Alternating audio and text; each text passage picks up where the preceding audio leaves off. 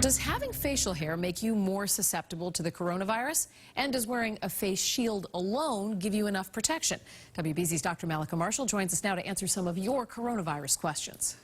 Robin in Attleboro wonders, if you wear a face shield out in public, is it also necessary to wear a face mask? Yes, Robin, most face shields provide some eye protection, but they don't do a really good job of keeping respiratory droplets out or preventing them from coming in. So if you wear a face shield, a typical face shield, you also should be wearing a face mask.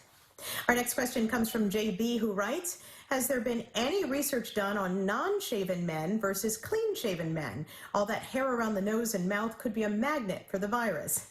JB, you might think so, but there's no scientific evidence that having a beard puts you at higher risk of contracting the coronavirus. However, if you're a healthcare worker and you have facial hair, sometimes it's hard to get a really good seal around the nose and the mouth with one of those N95 masks. Brenda wants to know if someone has to self-isolate every time someone goes to a doctor's appointment. And Brenda, generally that's not necessary, and that's because most medical facilities do a really good job of protecting their patients by ensuring that everybody in the building wears a mask and by keeping patients socially distanced. Our next question comes from Donald, who has a question about coronavirus testing.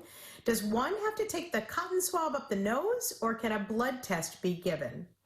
So, Donald, a blood test actually looks for antibodies in the blood that would indicate that someone has already been infected with the coronavirus.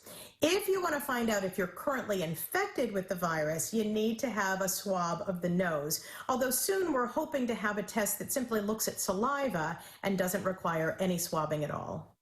That will be a welcome change. Dr. Mallika offers her best advice, but as always, consult your personal doctor before you make any decisions about your health.